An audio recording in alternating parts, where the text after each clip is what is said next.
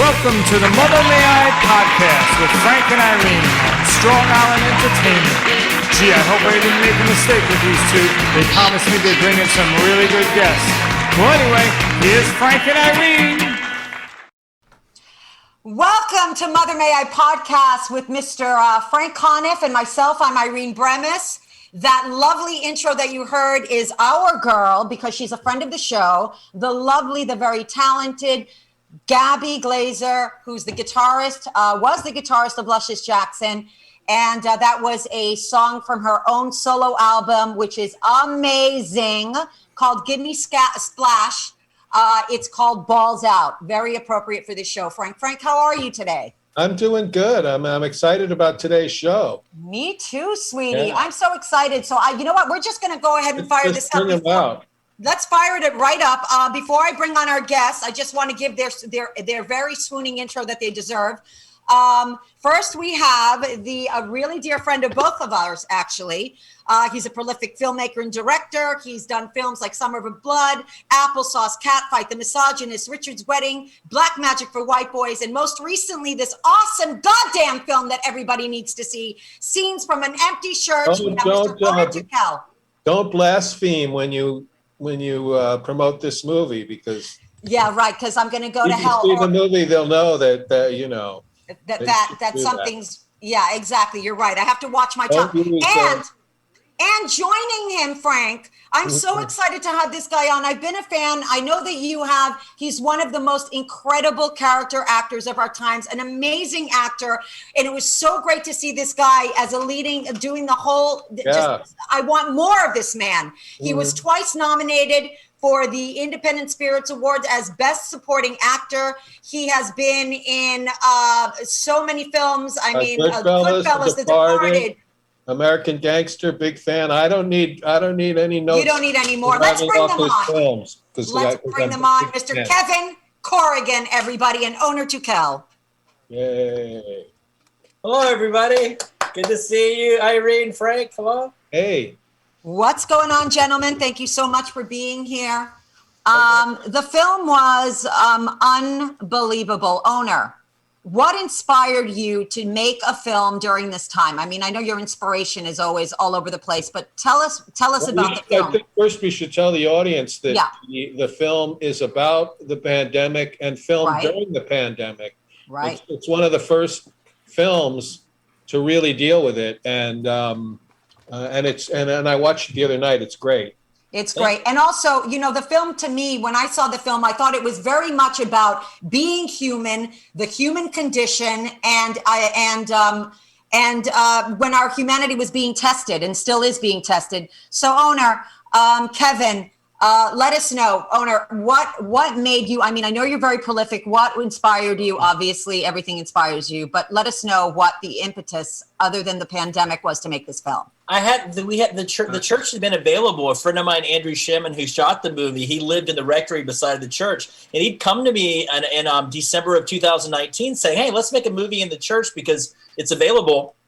And I'd been writing some things and playing around with some ideas, and then when everything got shut down and we were all cloistered, I guess, if that's the right appropriate word, because of the pandemic, it felt like a good opportunity to use the church because they didn't have the word services open. And I had spoken with Kevin. Kevin had always wanted to play a priest. It seemed like a pretty good dynamic to have two priests in a church. I love Thomas J. Ryan. I love Kevin. They're two of my favorite actors. So it was kind of all these kind of elements coming together, the church being available, the church being open without having, Andrew Shemin, who lived beside the church, having a really nice camera, wanting to shoot something.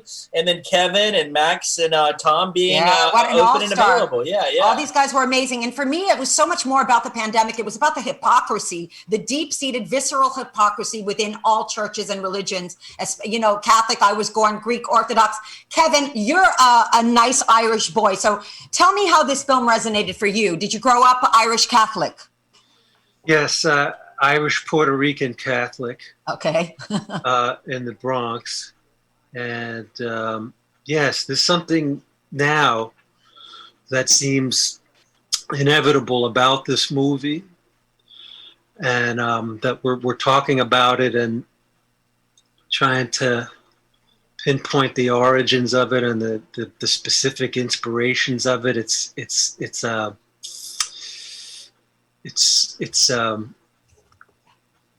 the pandemic. I mean, there were so many things that, so many points of origin. It's kind of hard to. It's just easier to just say, yeah, it happened. It was bound to happen. You know, it was bound to happen for me as an actor, because I always kind of envisioned such a film. You always think, you know, I mean, December, I didn't know that. December 2019, Andrew came to Owner with the idea. I just heard that now. I didn't know that before. Mm-hmm. Yeah, I didn't know that either, Owner. I didn't know. Well, it wasn't really about what it wasn't about. The idea was, let's make a movie in the church, Right. whether it's my point yeah. being that you dream of a you know, I mean, a circumstance or a kind of a whim or something that can actually catch fire and, you know, ignite into a whole project, which this did from December 2019.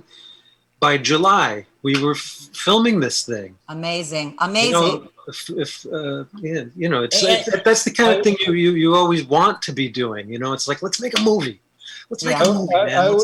I would imagine that that this appealed to you, one, because it was a leading role, which we don't see enough of from you, but also it was very different than a lot of the characters that you play in movies. Almost a 180. He's described in the film as a Menschy priest, and you know, and that's really what he was, like a gentle guy, like a good person, and not you know, not Leo DiCaprio's cop magnet of a cousin. You know, so I imagine that must have appealed to you. It, you know, I think of the lyrics from Sympathy for the Devil. You know, every cop's a criminal, and all the sinners are saints. Right. And I go back and forth. Well, you know, I was pretty much experienced in playing. I mean, you know, no cop or criminal would ever kind of confuse me with one of their own. Let me just like establish that right now. You're a good actor. That's why. Yeah. But there is a priest who's been who's been in my life, or been in the lives of family members of mine, and in my life directly, at least, you know, who was really rises to the standard of, you know, of just someone who's very sensitive to major events in people's lives. And a major event in my life in November of 2019. So a month before Owner had this conversation with Andrew about making this movie, I had a very profound experience that this priest, Brendan Fitzgerald, from the Bronx, from St. Barnabas, he was he found words. He knew just the exact words to crystallize the moment of my mother's passing. And I just had such, you know, took such comfort in Father Fitzgerald's choice of words. And we together achieved closure, or some semblance of closure.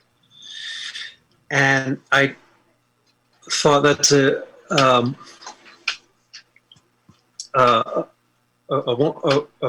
important thing to be able to do for your fellow human being, if you can. And I wanted to put all of that into this part. Right. But wait a minute, I didn't even know this part would come along at that moment. Right. It's amazing. You know? So he was like your impetus, and it almost seems like it was osmosis. All of a sudden, Exactly. you're doing this part, and I really felt that when I was watching you. There was such vulnerability, and in when I was growing up, I grew up Greek Orthodox. It's a very strict religion. If I had to pick one religion that's more strict than Catholic, I would say Greek Orthodox. Okay, they're unforgivable. You're going straight to hell. It's one of those very unforgiving religions, and we forget that priests are also human. What I really, really loved, and you executed this so flawlessly and perfectly. I just love you, Kevin. Okay, that's all I'm going to say. But I'm going to say this role was like bringing out, it was unearthing all the human things that priests probably think, like, why am I not having enough faith in God? That alone should keep me safe from the pandemic, but people may think that's not being safe, but people of faith, are, I know a lot of people that are so viscerally into God, they're saying that's exactly what they're saying. Yeah.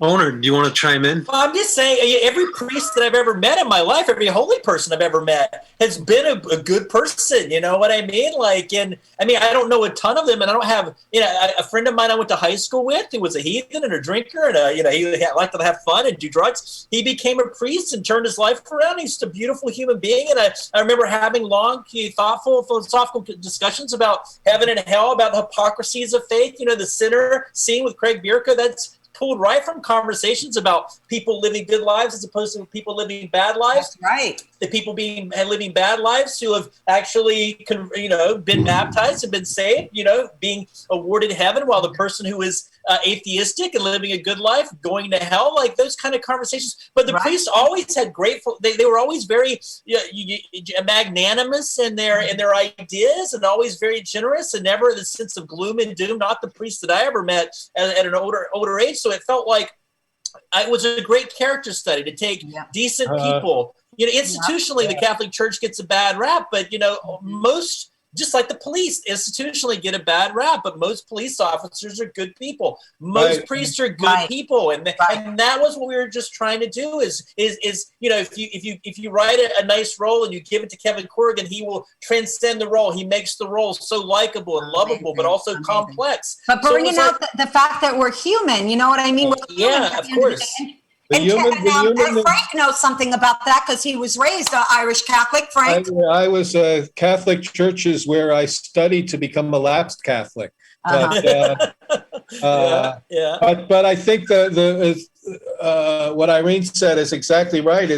And with this film, what makes this film so compelling? It's the humanness of the priests. There's good about them. We also see them dealing with worldly things that any human has to deal with. And you mentioned the scene with Craig Bierko, which was a great scene. And I know Craig a little bit. He's a great actor. It was so great to see him in this movie. And but that's kind of a scene where you can correct me if I'm misinterpreting it wrong, where the two priests are really compromising their morality in a way when he at the prospect of getting a good donation, and they go against all of their rules to baptize this guy, and then he tells, after they've gotten their money and they baptized him, he tells them some shit about himself that's just really disturbing. You wouldn't want to see this guy get that kind of forgiveness, at least in the way it was played. And I thought that was and it was the innuendo was also that now he has a clean slate to commit these crimes. But also afterwards, and I thought it was interesting too that led directly to a confession scene. Like the other priest felt needed immediately to confess, and but even after that happened, I didn't feel judgment towards the priest because what had happened was just a very human thing where they need money for their church and they cut a few corners for this guy, and then afterwards realize, wow, we really probably shouldn't have done that.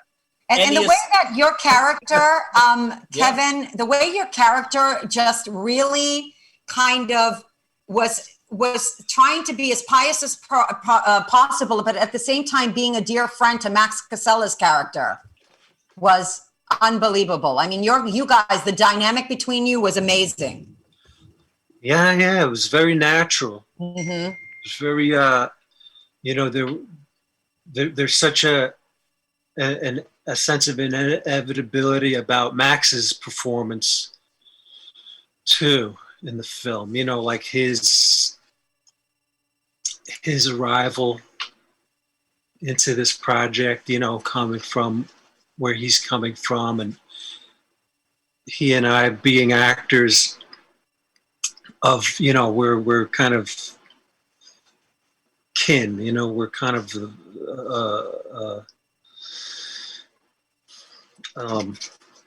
sort of like the same ilk, the two of you, when it yeah. comes, yeah. Yeah, Definitely. yeah, and then this movie just kind of puts us right at home in an environment that's, you know, I guess, you know, plays to our strengths. Mm-hmm.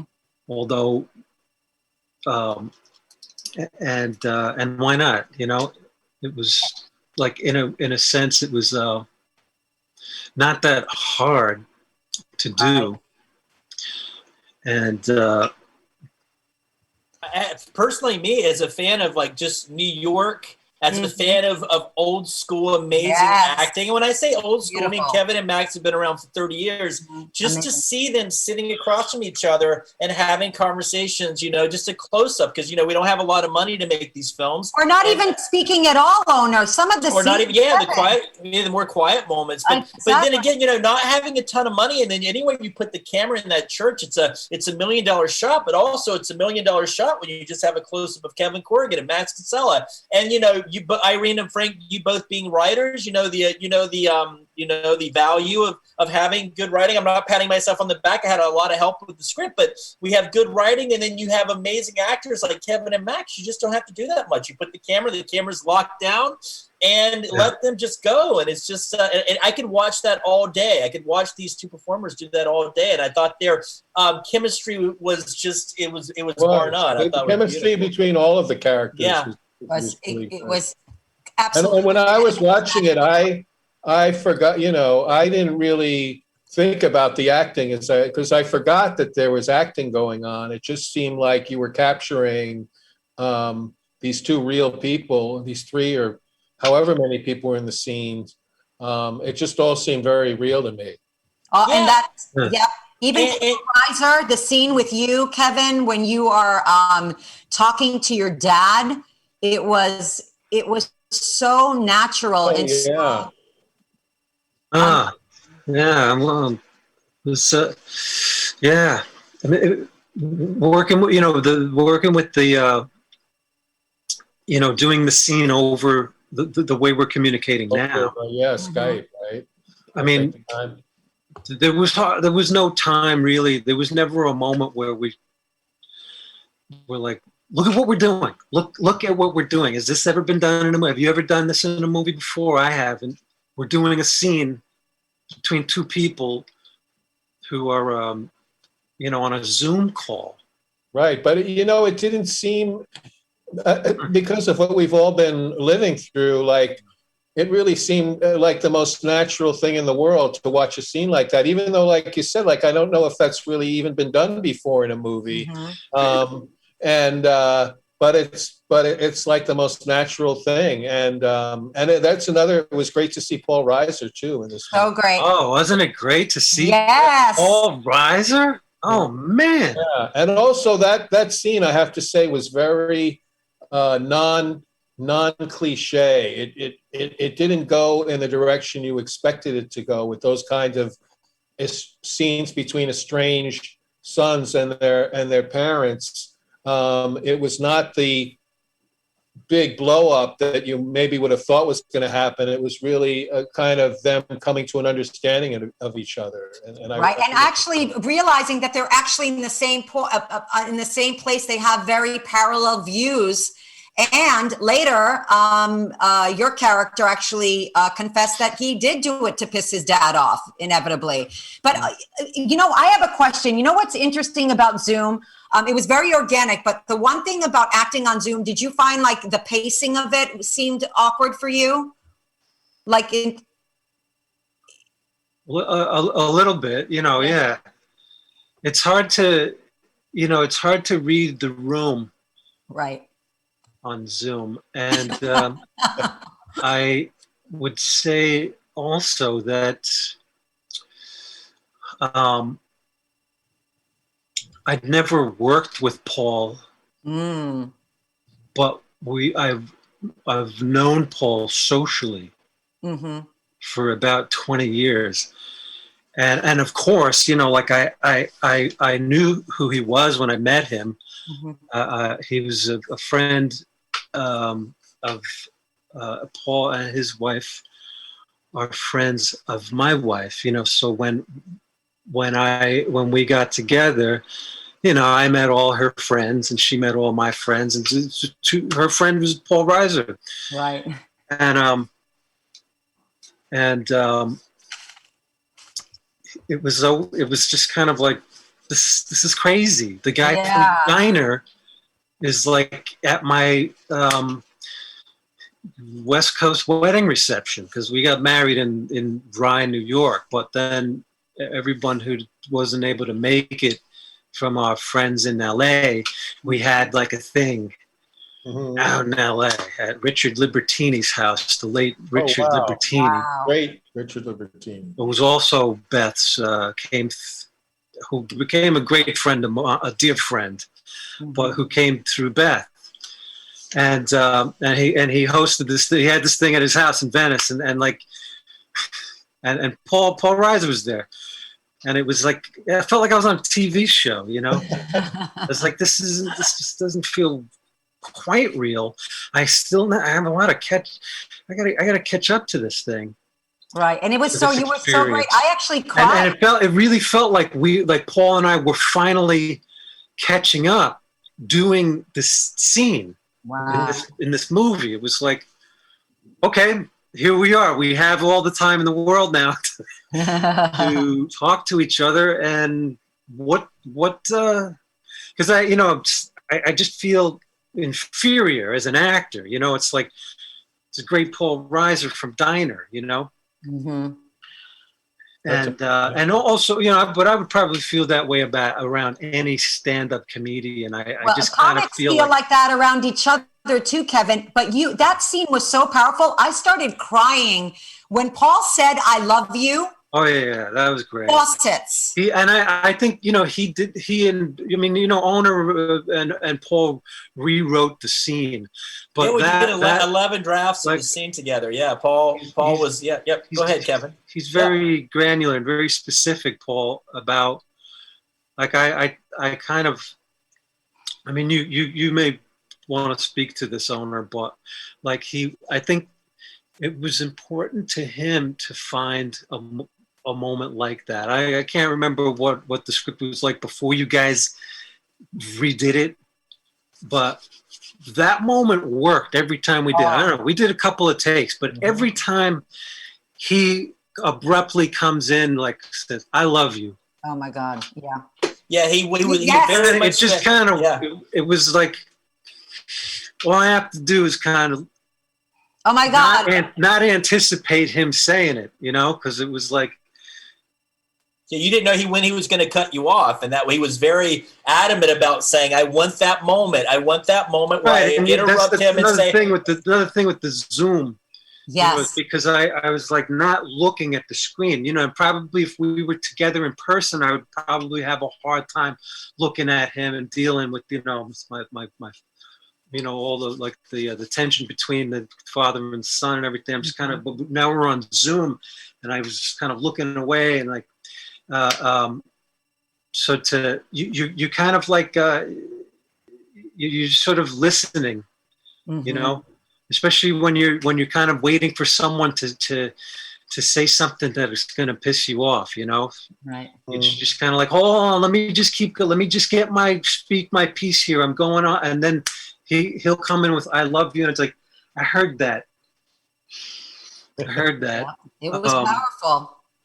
You know, It was a moment. I cried because it was just like it was nothing else mattered except his love for you. But it was also the way he said it at the time he said it. You know, because I've seen that said billions of times, as we all have in movies. But it was very powerful. Yeah, it was very, very. Yeah. It was well played. You know, it was very well played by Paul, and. Well, what I love about that too, Kevin, is, you know, he says, "I always thought you did this to piss me off." And Father Andrew, played by Kevin, he looks down and says, "No, that wasn't the reason why." And you found out later that it was. And I just think it's a beautiful moment because it doesn't take away from that moment. It's still a connection between the father and son. But, you know, there's a shame. There's a moment of shame when you look down because, like, you know something he doesn't, which is, well, it's true, but it's not true.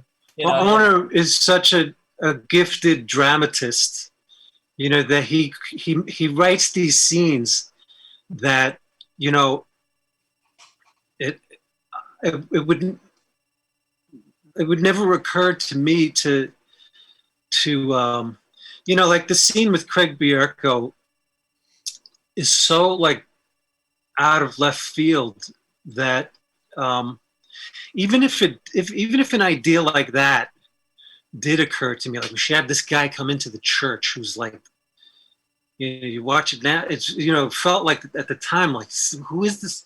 He could be the son of Sam or something. Yeah. It's like, how bad is this? I think he's the most evil character I've ever written. But no, really, you know, like I feel like, you know, my natural impulse, like if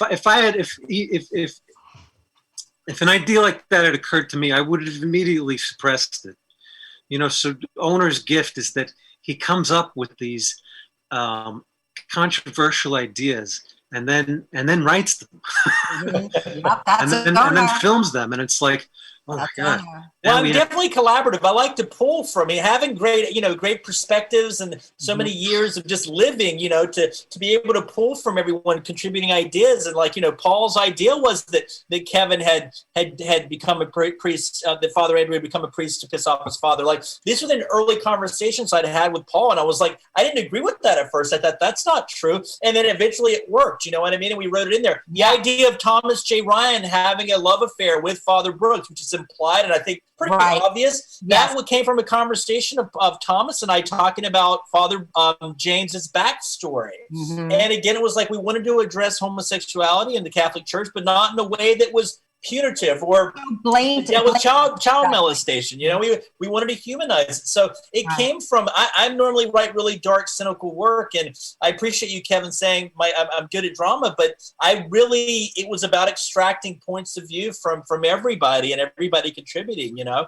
And I just think the payoff later when Father Andrew just makes his own confession about becoming a priest for the wrong reasons. I just think it's such a beautiful moment. Brilliant.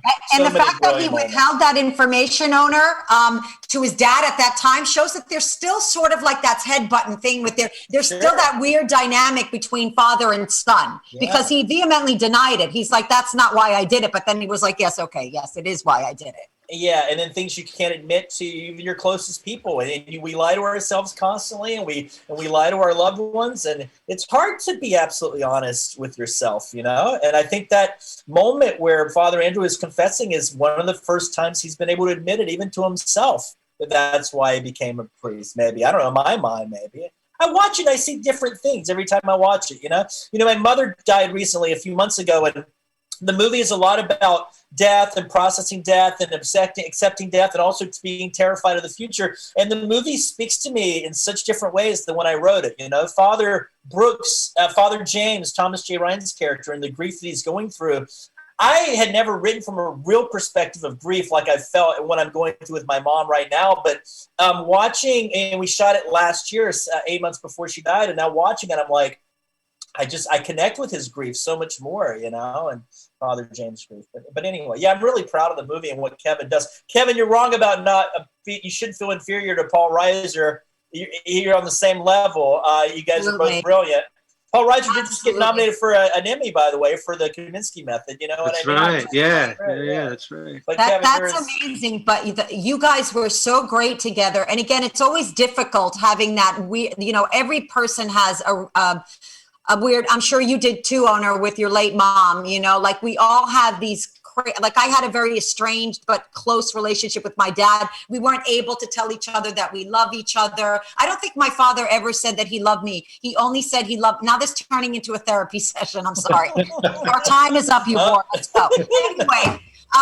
But it's that, and I know, Frank, you've probably, you mentioned that with your dad, you had like that very, my situation was unique in that my dad was very sick for a lot of my childhood. He had a stroke, I think, when I was 10, and then he died by the time I was like 14 or so. So that and then my mother was in and out of hospitals for mental illness. So I'm tempted to say it was an unusual childhood, but I think everybody has a crazy childhood in their own way. Right. Like everybody has stuff from their past like that. So, do you feel like when you're writing, that you're the relationship with your parents and how complicated it may have been, and also the caregiving or the sickness, does that contribute to the metaphors in your writing sometimes? Yes, it absolutely does. Yeah. And I tend to write like crazy, almost like sci-fi kind of things, but it's always autobiographical. Like stuff just comes out from my childhood and from my experiences, and it seeps into your writing. There's no way to keep it out. It's pain, and like I loved my father so much, and he never said that he loved me except on his deathbed. And the only compliment he ever gave me is when I went to prom with Chucky Shaw and he told me I looked decent. He just blurted it out. Wow, geez. I thought, well, thanks, Dad, I think. Anyway, so. Was your mother and father still married when he died, or were they divorced? Well, they were divorced. That's how they divorced. He died. He was like, you know what? Fuck it. I'm out of here. See ya. Anyway, so, but Kevin, that again, I'm going to go right back to, because it was one of my favorite moments, and it was done on Zoom, which is so, like you said, it's not what we're used to seeing, and you feel like it's disconnected, but you guys were so connected. It's the one thing that made me cry is when he said, "I love you" to him. It was just, it was so heartfelt. It was like you guys were talking about. It was unexpected. Yes. And yes, Kevin played it brilliantly, of not knowing that he was going to say that, and I think that's when we're moved emotionally, is when stuff comes at us and it seems real and it's not what we're expecting, because we've seen a million scenes where sons and their fathers, and we can kind of see a lot of that stuff coming from a million miles away, but I think it was the surprise. Yes, you're right, Frank. I was really thinking very much part of the artistry of everything in that movie, I think. You didn't see it coming, because we've heard "I love you" many times. It was a surprise. That's exactly right, Frank. Now, I mean, I feel like this was such a perfect role for you, Kevin, but every role is perfect for you, honestly, because you're so talented. But did you feel like this role was it something that you really enjoyed doing? I mean, you're not going to say you didn't enjoy it, but did you feel like really connected to it? I did, yeah. In a way, I felt like I was just getting my feet wet, by the time it was over. Now I'm ready. Now I'm really ready. Really? Wow. I'd hate to see you really ready, because you knocked it out of the park with. It's just like relaxing into something. You can, I mean, the conditions for this film were as sort of casual as any situation I can remember being in, where it took about, I don't know, 20 minutes to get to work every day, half hour. Sometimes I would bike into the city. Sometimes I would take the 7 train. And it was just, And within an hour, when you'd get to set, we'd be shooting. Normally, there'd be a Right. 3-hour, setup time Yeah, and stuff, but it you- was. It happened you so walk fast. by, you're walking, you're coming out of the subway, you're walking, a couple of blocks along West 34th Street, and you're like looking around like, man, what's going to happen to this city? What is happening to it? And you bring all those thoughts into the church, and I'm going to go get dressed now. I'm going to go get dressed. I'm going to go stay up in my room for an extra half hour if I can. Hopefully they can film something with Thomas J. Ryan, and I can just like try and lay down for another half hour or something like that. Steal another, just moment of just contemplation. Mm-hmm. But then it's like, this is great. Now now I can just, if I can just relax enough, if I can relax even more, Mhm. to the point that I can actually take this contemplative energy or whatever it is into the scene, it's like kind of carrying a tray of glasses or some tray of stuff across trying to balance. It's like a balancing act, you just try not to drop anything before you can get to the table. And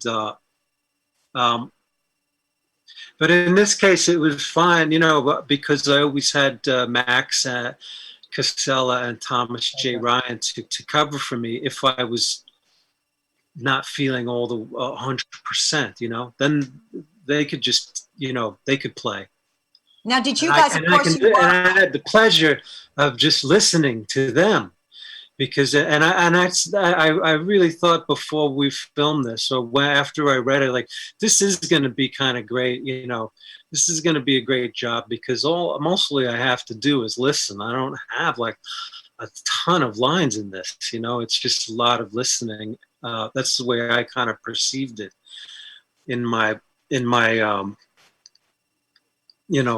laziness, just looking for where I can slack off. Well, you had kind of, Father Andrew was kind of in the middle of the spectrum. He was kind of in the middle. Paul represented kind of one extreme, who was saying, let's just blow all the rules out of the, forget regulations, forget mass. Let me go in here and barge in here and let's exist as human beings. And then there was on the other side of the spectrum, Father James, who was very much about regulation. It's like, Harry Shearer, and this is Spinal Tap when he's describing his lukewarm water himself in the band. I'm kind of like lukewarm water between these two poets. I imagine it must have been a gift to, in the midst, at the height of this thing that's still going on, this pandemic, to have something to work on like this, to be able to go in and do your work every day, whereas a lot of us were just in our apartments, watching the Jeffrey Epstein documentary. Lots of fun, very relaxing. I think one of the dangers of the pandemic, I think, of the lockdown, I should say, is just having so much time to get inside your own head, and, for me, that can lead to danger, bad thoughts and depression and stuff like that. But I imagine it must have helped you guys to have this in the midst of all this. It was great. It was very, we were lucky to have that. It was like a spa. It is kind of like a COVID spa. That's exactly right. What? And I think everybody. Look at these high ceilings, man. Right. Where you're also being productive. Now, Owner, I have to ask you, how long did it take you to actually write the script? You bang shit out so fast that I just need to ask. And I mean, like, I think before I go to that, everybody jumped at it, I think, because it was a way to get out of their heads. Like, using the work was like, instead of focusing on the dread and being all the despair, It was like, let's focus on something to work on. And I've always kind of created from a place of insecurity and despair. I think a lot of artists do that. They take their negativity, their fears and anxieties, they channel it into their work. It's funny because as a writer, you're inside your head, but in a way you're you're not inside your head. You're like working on something. You're not thinking about your own. I think writing is a healthy way to be inside your head. Yes. Yeah, 100%. You know, out. so the first, even though the idea to make something in the church was in December of 2019, I didn't start working on this specific script until probably March of 2020, March or April, March or April, when things started to be officially be shut down. And then I think I shared this first script with Kevin in the middle of April of 2020. And then after he said yes and the other actor said yes, we did a reading, and then I would rewrite, I think, for about 3 months up until the time we started shooting. So about 4 months of rewriting, probably 7 or 8 iterations of the draft. And it was through readings and feedback from everyone. For example, the center scene with Craig Bierko, that was written later on, maybe about 3 weeks before we started shooting, when Craig found out we were making the film and he wanted to be in it. And after the original version of the center, which is the guy who wants to be baptized, pays for the baptism, and then you find out he's an evil son of a bitch. It was a much funnier scene on paper. It had a lot of jokes. It had a lot of punchlines. And as we did the reading, everybody, Kevin, Max, Craig, Tom, all agreed that you actually cut all the comedy out of it. It's like, this is going to be played much darker and much weirder and more vague if you just take out the jokes. And I feel like if I've learned anything in the last 20 years, it's like it's the ability to listen to people and to understand that script writing and filmmaking is collaborative effort, you know what I mean? So 4 months and then constant rewrites based on rehearsals and scripts. And I think we had the script locked down about a month before shooting, so all the actors could really commit to the dialogue, because they didn't have a lot of time. That's amazing, and he was funny anyway, because he had all these weird affectations, the chuckle that funny, that made me laugh, and the fact that you could see his gums when he was chuckling, and then he kind of like went back stoic, his face just dropped again. Oh man, Craig's that very unhinged demeanor. Now, did you stay on book, Kevin, or did you give them flexibility to sort of like go off script? I always give actors flexibility. Okay. Kevin, Kevin, yeah. I didn't really go. I didn't venture too far off the script. I mean, it's funny because Tom has his Tom helped to create that whole scene or that whole reality of his character with the his relationship with the other priest, and then Max brought a lot of autobiographical stuff to create scenes for his character. I didn't really do anything like that. Wow. But even your silence, your looks and your affectations, they were brilliant and priceless. Like that's what I loved it. At times it was so still and silent and impactful. And then any part that had dialogue was so meaty and poignant that it really worked. You know what I mean? And it's just brilliant. Dialogue was it all came off so naturalistic, It did. Right. Did you have to give the church a big donation to do it there? We gave them a little bit of money, but not much. Just it was a tiny budgeted movie, so it was very, very. It was like kind of a donation, but a very small donation.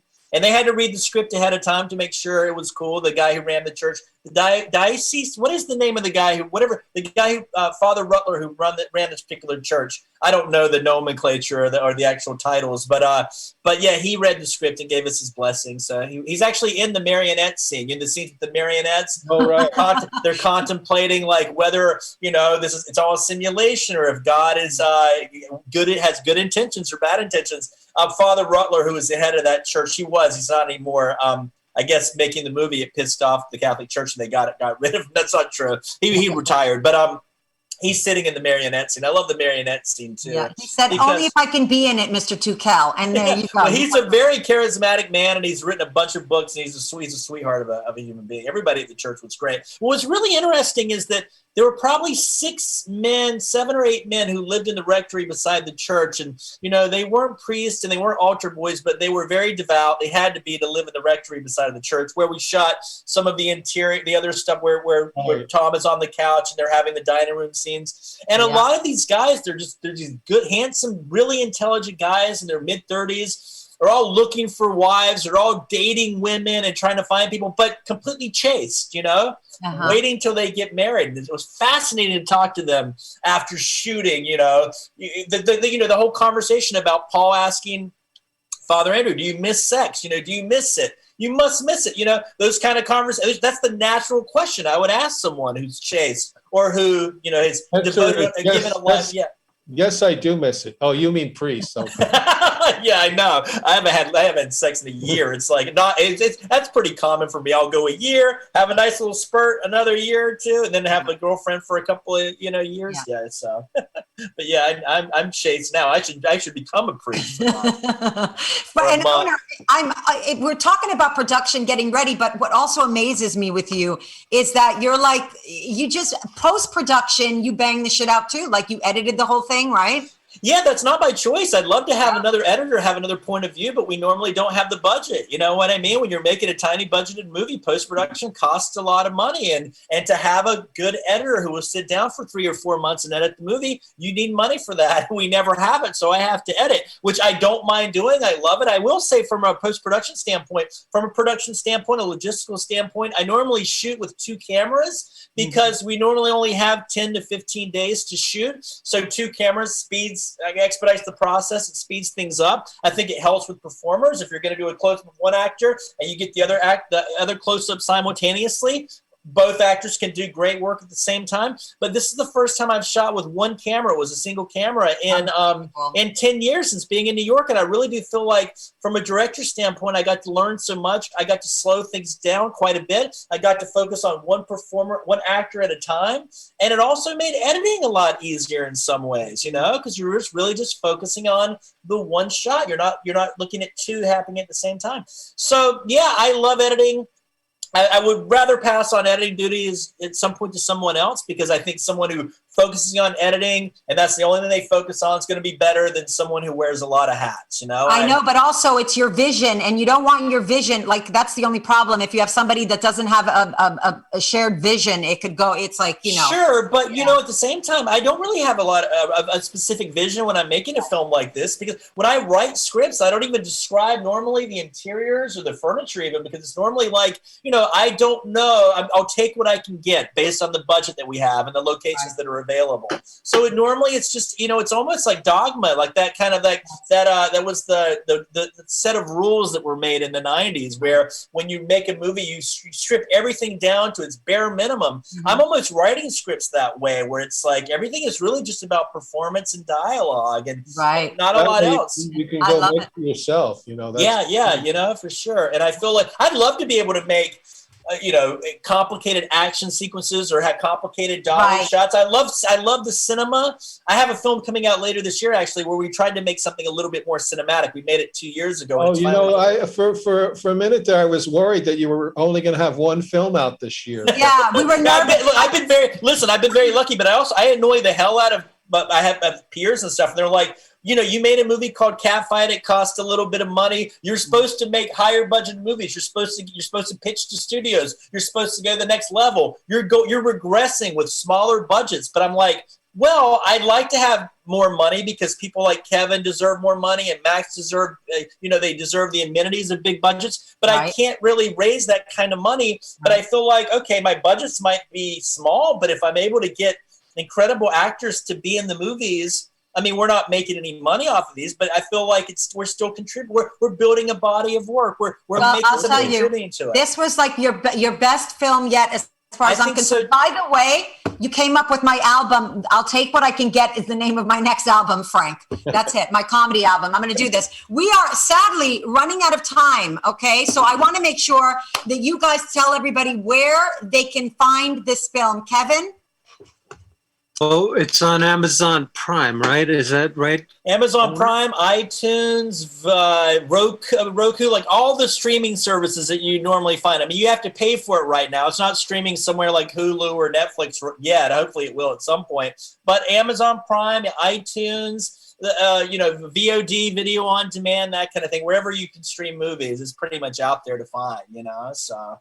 As we're talking, I could try to pull up the email and I could list off everything, but it might be boring. I will say this, making this movie, we as low budget filmmakers, last year during the pandemic was the only time we could actually make a film like this. We wouldn't have the resources or bandwidth to recreate the pandemic or have an available church like this, 2 or 3 years down the road. And also, I'm not a strong enough writer and I'm a pretty lazy writer that would go back and research it and write about what we were feeling. We had to make it in the moment, in real time. And we kind of got criticized. The New York Times kind of gave us a kind of a crappy review that said, oh, they proudly made a movie during pandemic, and they eschewed all the, Don't get me started, owner. That guy missed the point. I agree, but it was almost like we were being judged for making a film during the pandemic, like we weren't taking precautions. We were precautious, and then in the movie they're not wearing masks inside when they're supposed to be. He was judging the characters. Owner, they were judging us as filmmakers by saying we weren't following but he was also judging the characters. I felt like this guy he really mixed the crux of what you were doing. Honestly, he missed the point completely. I agree, but in a way, it's like we had to make a movie where people took their masks off indoors. No one wants to watch actors talking to each other with masks on. We had to justify it, so it's like, so anyway, but production was happening with certain people at some point. You know what I mean? They just had to be tested. They had to be careful. There were certain protocols that you had to follow. So that wasn't unusual. Yeah, for sure. But they can also get on YouTube. There's a lot of places. I'm not a big Amazon fan because I think it's an evil empire. But look, people say the Catholic Church is an evil institution. Most people are good there. And you can say Amazon's a $1 billion corporation, that's $1 trillion corporation, that's evil from an institutional standpoint, but they give a lot of people jobs. But I do think people should temper the amount of buying. They should go to their stores, local stores, and patronize their stores. But I mean, ending on an altruistic note, owner. That's why but anyway, it's available in a lot of places. It's not just Amazon and iTunes, but I should have been prepared and have a list of where it's all. That's enough info. People can figure it out. Yeah, for sure. I appreciate you guys having us on the show. Thank you so much for being on the show, Kevin. Amazing. So great. Thanks so much, Irene. Huge fan, owner. I love you. You already know that, Frank. I love you. You know that. And join us next week. Thanks We're going to have Wes Craven's Hellraiser, Simon Bamford on. He played Butterball from the Cenobite. He was this Butterball Cenobite. Thanks, guys. Love you. Thank you, guys. Thank you, Irene. Thank you, Frank. You guys are awesome. See you, Kevin. See you, Kevin. Thanks for tuning in to the Mother May I podcast with Frank and Irene on Strong Island Entertainment. Check us out next week when Frank and Irene sit down with, you know what? I don't know what these two are going to do next, but we'll see you next week.